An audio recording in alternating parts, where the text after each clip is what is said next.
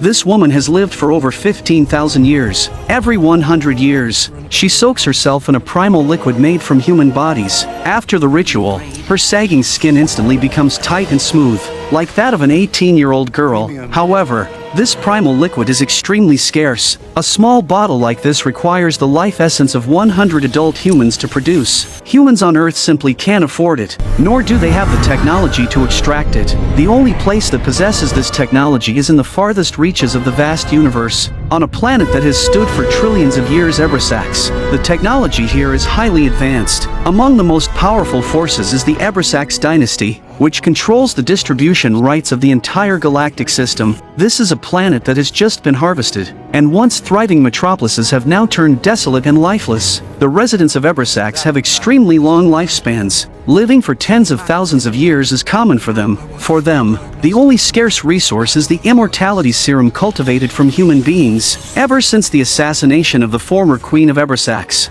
a succession issue has arisen within the dynasty. The three main heirs of the dynasty, Balaam, Kalik, and Titus, each inherited a portion of the galactic wealth. However, the most valuable and populous planet, Earth, became the object of desire. Both princes secretly vied for ownership of Earth. In the end, Balaam inherited it, but with the Queen's reincarnation on Earth, Earth's inheritance took a turn. Before the protagonist was even born, she had already caused the death of her father, her heartbroken mother and aunt smuggled her, still unborn, to the United States. She was born in an unknown location somewhere in the Atlantic Ocean. Her mother believed the child had a hard fate and named her Jupiter. Growing up, Jupiter had no father and no nationality. She and her mother could only live in her aunt's house. Reality was cruel, and like many others, the young and beautiful Jupiter dreamed of achieving great things, but she soon discovered that her fate was to clean toilets. Scrubbing and scrubbing, she supported her family. You could say that every dish on the family table was earned through her toilet scrubbing. Yet despite working from dawn to dusk, she still couldn't satisfy her family's increasingly indulgent lifestyle. Jupiter always fantasized that one day her fate would take a sudden turn. Like her father, she longed for the stars and the vastness of the universe. To raise funds to buy a telescope, her cousin came up with a terrible idea. He introduced her to an underground clinic where she could sell her eggs, and they would split the money 50-50 after the deal. After some consideration, to her surprise, Jupiter agreed. However, she was unaware that multiple forces had already been lurking around the clinic. A genetically modified wolf hybrid named Cain had tracked Jupiter to the clinic. Using a black hole device, Cain infiltrated the clinic and, using his wolf-like abilities, discovered that the DNA of the woman who signed the egg-selling contract matched perfectly with the DNA of the queen. But his every move was being closely watched by 3 bounty hunters stationed on the roof. It turned out that both sides had come to Earth for Jupiter. In an attempt to eliminate their competition, the bounty hunters surrounded Cain inside the clinic. Realizing he had been followed, Cain quickly activated a protective shield and launched his flight boots, bursting through the clinic's doors as the battle broke out. Under the fierce attacks from the bounty hunters, even the battle-hardened Cain had no choice but to retreat for the moment. He escaped from under the bounty hunters' noses without a scratch. These bounty hunters, employed by Balaam, had also received an offer from Kalik, the second heir to the throne. Meanwhile, a massive noble spacecraft traveled across the universe, appearing near the turbulent beast of planet. After passing through the storm's disguise, it entered the planet's interior. As Balaam disembarked from the ship, his chief steward and subordinates hurried to greet him. Upon learning that Jupiter was the queen's reincarnation, Balaam didn't hesitate. He ordered that his former mother be killed as quickly as possible. Without a doubt, the queen's reincarnation posed a direct threat to the wealth he had inherited. Even though the recently harvested planet was rich in resources, it paled in comparison to Earth. Back on distant Earth, as Jupiter lay on the operating table, she realized things weren't as simple as she had imagined. Her hands and feet were bound, and there was a strange look on the doctor's face. Then, even more bizarrely, Jupiter's body began to float inexplicably, beyond her control. After confirming her identity, the doctor attempted to kill her. Just as the doctor was about to make his move, Cain, hired by Titus, suddenly burst in, firing several shots. The doctors shed their human disguises, revealing their true identities. They were hideous aliens.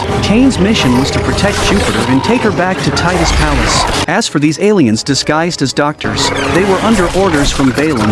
Their previous task had been to remain hidden on Earth, watching over humanity. When Titus learned that Jupiter had been saved, he eagerly ordered his men to send a ship for their extraction. Upon hearing that Jupiter had been rescued, Balaam flew into a rage, deploying an entire armed fleet to destroy any ship approaching Earth. Jupiter asked Cain why the aliens wanted to kill her. Cain explained everything, discovering that not only was she the reincarnation of a queen, but also caught in the middle of a conflict between the three dynastic heirs, left Jupiter stunned and overwhelmed. Despite her initial disbelief, in order to avoid being hunted by the alien forces, she chose to trust Cain. As the two prepared to leave, several enemy attack ships suddenly appeared in the distance, quickly destroying the ship sent to extract Cain. Fortunately, Cain's hover boots, a true marvel of technology, saved Jupiter just in time. Otherwise, her fate would have been sealed. A thrilling chase immediately unfolded in the skies above the bustling city. Using his exceptional hoverboarding skills, Cain dodged the enemy's relentless attacks again and again. The entire city was soon ablaze with gunfire, and skyscrapers were riddled with holes from the intense battle. As a genetically engineered soldier designed for combat, Cain used his superior tactical skills and flight boots to outmaneuver the enemy at every turn. After a series of breathtaking maneuvers, he managed to hijack one of the enemy's ships, engaging in a fierce dogfight. In no time, Cain decimated the alien hunters, defeating them all. However, their craft had also taken severe damage. As the ship plummeted toward the ground, Jupiter braced for impact, but Cain acted swiftly, grabbing her just before they hit the ground. With a sharp, well-timed stop, they landed smoothly. As for the destroyed buildings, they would gradually be restored to their original state, and the memories of all the witnesses, they would be completely erased by the aliens. Just yesterday, Jupiter was still a janitor, and now, after experiencing so many bizarre events in a single day, she started to wonder if she was dreaming. But seeing Cain injured snapped her back to reality. Jupiter hurriedly pulled out a personal item and used it to stop his bleeding. This kind of quick thinking, she thought, is something a man would never come up with. To escape from the alien hunters chasing them, Cain took Jupiter to a safe house located in the Valley of Flowers. The reason the safe house was so secure was that it was protected by an extraordinary person. In this valley, all the bees bowed to Jupiter and obeyed her commands. Bees, by their nature, only serve those with the aura of a queen. Stinger, stunned by this, immediately knelt and paid his respects to her like a subject to his monarch. While Stinger tended to Cain's injuries, Jupiter learned that both men had once been members of the Flying Legion, and both had wings at one time. However, Cain had attacked a member of the royal family, violating military law, which led the intergalactic court to strip him of his wings. As Cain's commanding officer, Stinger was also punished alongside him. They both had the chance to regain their wings if they could successfully bring Jupiter back. Stinger then contacted the Galactic Federation, arranging for a ship to come and pick them up the next day. But Balaam had already issued an order to lock down the entire planet, intent on killing Jupiter. Without proper preparation, they might not survive the night. For safety's sake, Cain immediately went to the warehouse to gather weapons. Stinger explained to Jupiter that on Ebrisax, one's social status is determined by the quality of their genes. For example, members of the Ebrisax dynasty were born with superior genes. Other humans, however, could choose to combine their DNA with that of animals, becoming powerful gene warriors to protect the royal family. During their conversation, Jupiter learned that humanity originated from the planet Orus in the Cantabron system.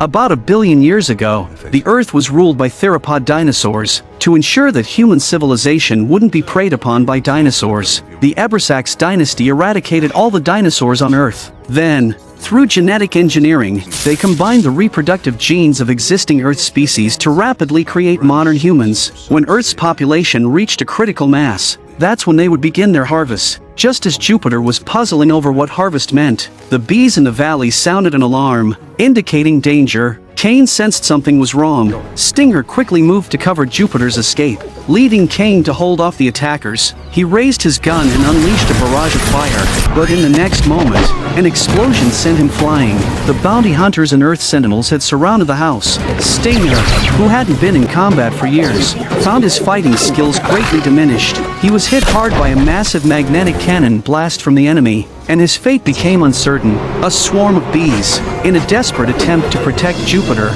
surrounded the bounty hunters, buying her some time to escape. However, with nothing but cornfields around, there was nowhere to run. Eventually, Jupiter was blasted several dozen meters by the bounty hunters and fell unconscious. Soon after, a group of sentinels swarmed in, confirming Jupiter's identity and preparing to kill her. In that critical moment, two of the bounty hunters suddenly betrayed their comrades, unleashing a devastating assault that wiped out the sentinels. Just as the remaining enemies were about to strike back, Ibis appeared and ended the battle from behind. While Cain was busy dealing with his own troubles, Jupiter had already been taken by the bounty hunters. Cain rushed after them, and as the ship was about to leave Earth, he leaped into the air using his hover boots and grabbed onto the landing gear of the departing ship. As for Stinger, Cain had no time to check on him. Once in space, the ship made a hyperspace jump, instantly arriving hundreds of thousands of light years away on the planet Ebrisax. But instead of going to Balaam's palace, they landed on a vibrant, colorful planet, far superior to Earth in every way. This was Kalik's home planet. The two bounty hunters had already been bought off by Kalik. As the ship neared the ground, Cain leaped onto a distant rooftop.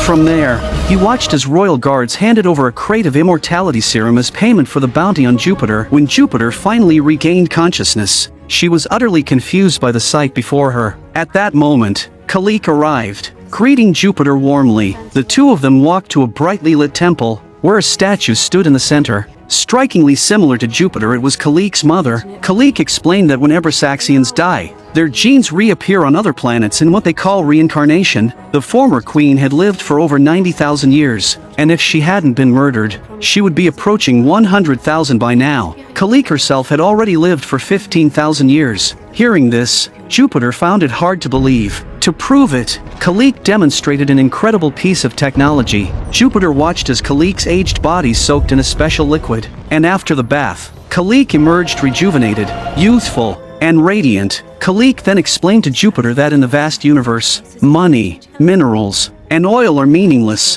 When you possess an endless cosmos, the only thing worth fighting for is time. Immortality is the true pursuit of advanced civilizations. Although Earth now belongs to Balaam, as the reincarnation of the Queen, if Jupiter goes to the planet Ebrisax and officially certifies herself as the Queen's reincarnation, many planets, including Earth, would become her property. This revelation completely expanded Jupiter's understanding, realizing that in the universe, the wealth of elites is measured by entire planets. At that moment, Cain, unaware of the situation, suddenly sped toward them on his hover boots, gun raised and aimed at Kalik, instantly creating a tense atmosphere. Jupiter quickly explained that Kalik meant no harm. Before arriving here, Cain had already informed the Galactic Judicial Shield Agency of the Queen's location. When Kalik learned that the Federation's cruiser had entered the planet's orbit, she immediately insisted she had no ill intentions. She had planned to escort the Queen to the Galactic Federation herself, and the arrival of the cruiser would simply help her fulfill that duty. Afterward, Jupiter and Cain boarded the cruiser, where they unexpectedly encountered Stinger, who had survived, but his presence would soon throw Jupiter into danger once again. The captain assured Jupiter that they would escort her to the Oris Federation capital to help her complete the verification of her royal status. During their journey to Oris, Jupiter, moved by Cain's repeated selfless acts of saving her life, confessed her feelings for him. He explained that on Ebrisax, his status was insignificant compared to the royal family, and he felt unworthy of being with Queen Jupiter. With that, Cain left her side. Soon, they arrived on the planet Oris, the cradle of human life, teeming with people. Led by a galactic lawyer, Jupiter, who lacked local citizenship, began the process of registering her identity. Much to her surprise, even as a queen, she had to wait in line at the Galactic Government Office. The staff constantly passed her between departments, forcing Jupiter to shuttle back and forth. It wasn't until the robot lawyer resorted to bribery mode that they were finally able to get to the final stage of the process. In this last step, a spherical Earth-shaped tattoo was branded onto Jupiter's arm, symbolizing that her identity as the reincarnated queen had been officially certified. What they didn't expect, however, was that Stinger, Cain's superior, had betrayed them. He had secretly colluded with Titus, one of the three heirs, and forcibly brought them to Titus' planet. Titus, unlike Balaam, assured Jupiter that he wouldn't make unreasonable demands of his mother's reincarnation. He first took her on a tour of his warehouse, which was filled with immortality serum. Here, Jupiter learned even more horrifying truths. The upper echelons of the universe pursued immortality. Long ago, they had seeded life across various planets throughout the universe. After tens of thousands of years of evolution, when the life on those planets matured, they would return to harvest it. From these harvested lives, they extracted an element that allowed the elite to remain eternally youthful. Earth, it turned out, was just one of their many farms, and humans were essentially their crops. Now, Earth had reached its harvest season. With its dense population, the human crop on Earth was the finest and most bountiful of all the farms. Titus also revealed to Jupiter that his mother had wanted to ban this brutal harvesting practice, but she was suddenly assassinated before she could carry out her plan. Titus claimed that he wanted to carry on his mother's legacy and change this cruel system. However, he knew that if he stood up, he would surely meet the same fate as the former queen assassination. To prevent his inheritance from being swallowed up by his siblings after his death, Titus had sent Stinger to find Jupiter and proposed marriage to her. He reasoned that if anything happened to him, Jupiter could legally inherit his assets. This way, not only could his mother's mission be fulfilled, but Jupiter could also protect Earth from being harvested. At this point, Jupiter had learned the dark truth behind the immortality serum. In a desperate effort to unite any available allies to stop this cruel practice, she agreed to Titus's seemingly reasonable request. What she didn't know, however, was that Titus had no intention of helping her. Meanwhile, Stinger, feeling guilty for his betrayal,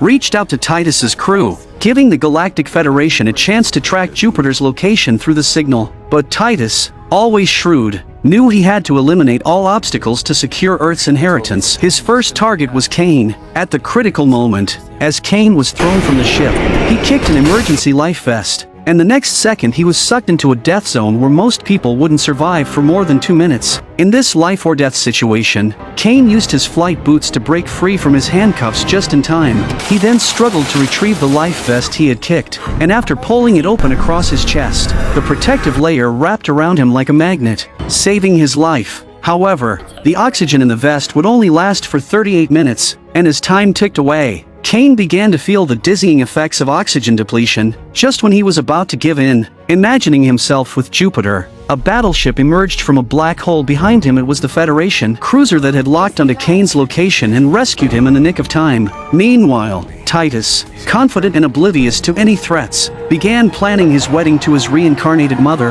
Unaware of Titus's true intentions, Jupiter dressed extravagantly, making her grand appearance like a Christmas tree. Once the wedding was complete, both would, according to intergalactic law, share ownership of Earth, but Titus planned to kill Jupiter afterward, ensuring Earth would become his sole possession. As soon as Kane returned to the cruiser, he sought out Stinger, who had been imprisoned. It was then revealed that Stinger's daughter was sick and desperately needed the immortality serum for cellular regeneration. Forced by this dire situation, Stinger had betrayed Kane. The two reconciled, deciding to rescue Jupiter together. Without delay, they boarded a battleship and launched a high-speed wedding crash operation. By this time, the wedding between Jupiter and Titus had already begun. To ensure the ceremony went smoothly, Titus openly defied the Federation cruiser, ordering that no one be allowed near the ship. He deployed space mines to block any approaching craft. Kane and Stinger faced a dense array of weapons as they fought their way through the defenses. It was a harrowing journey, but they managed to break through the obstacles and reach the interior of planet. Just before the final moment of the ceremony, Jupiter had second thoughts. She realized her true love should be a hero, one who would arrive in grand fashion riding in on a hoverboard to rescue her. And right on cue, Kane crashed through the hull in a mech ship, finally stopping the wedding just in time. He exposed Titus's treachery, laying bare his sinister plan. Jupiter, now fully aware, felt utterly drained. It seemed that in this vast universe, there wasn't a single good person she could trust. All she wanted now was to go home to her mother. So, she prepared to return to Earth with Kane, leaving behind the tangled web of cosmic politics. Meanwhile, back on Earth, Jupiter's sudden disappearance had thrown her family into chaos. They were very angry and kept blaming her cousin, but before the argument could escalate, a group of aliens descended from the sky. Balaam's elite enforcers, led by the Lizard Lord. By the time Jupiter returned home, Balaam's steward and the Lizard Lord had already been waiting for her. It turned out that Balaam had kidnapped her family, using them to force Jupiter to relinquish all her property rights. If Jupiter wanted to save her family, she had no choice but to travel to planet and meet Balaam. To ensure her safety, the Federation cruiser followed closely behind her for protection, but as they entered the stormy giant of planet, the Lizard Lord accelerated, while Balaam's steward ordered the atmospheric gates to be sealed, trapping the cruiser in the outer storm layer. Helpless, the cruiser had to temporarily retreat from the dangerous storm. Meanwhile, the massive planet was revealed to be a high civilization refinery. When Jupiter finally met Balaam, their intentions were clear. Unlike his more diplomatic siblings, Balaam wasted no time asserting his dominance. He immediately slapped his reincarnated mother and forced her to sign over Earth's ownership or he would kill her family on the spot. Jupiter knew, however, that giving Balaam control over Earth would doom humanity to being harvested like crops. After careful thought, she made the agonizing decision to sacrifice her family to save the billions of lives on Earth. Meanwhile, outside the storm, Cain had grown impatient. He quickly suited up in his mech gear, piloting a lone ship through the Eye of Planet. As soon as he entered, the ship was battered by the planet's violent storms, but Cain's determination carried him forward. Though his craft was destroyed and reduced to scrap, his love for Jupiter drove him on. Against all odds, he passed through the storm and crash-landed in the refinery, triggering a massive chain of explosions. Planet atmospheric gates were opened again as everyone scrambled to evacuate, giving the Federation cruiser the opportunity to break in. At this moment, Cain made his dramatic entrance. He immediately placed a black hole device at Jupiter's feet. Seeing a glimmer of hope, Jupiter stood firm and shattered the contract Balaam had forced upon her. Enraged, Balaam ordered Jupiter's immediate execution, but it was too late. The black hole activated, pulling her to safety. After all they'd been through, Jupiter's heart had already made its choice. She decided to be with Cain. As they executed their plan, Cain held off the Lizard Lord and his forces while Jupiter focused on rescuing her family. Furious, Balaam abandoned his escape plans and launched a sneak attack on Jupiter from behind.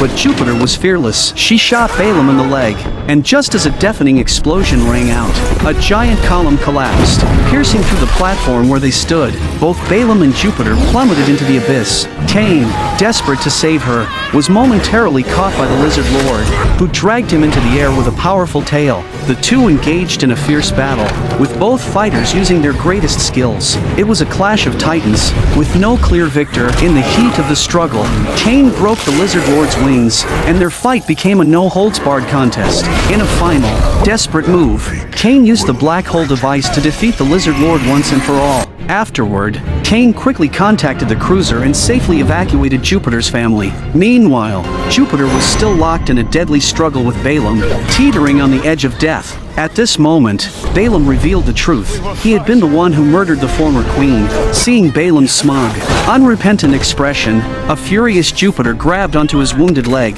In a fit of rage, she snatched a metal pipe and delivered a crushing blow to Balaam. Just then, the entire refinery began collapsing. The structures around them crumbled, and Balaam fell into the fiery abyss below. Jupiter, too, was about to meet her end in the inferno when Cain swooped in at the last second.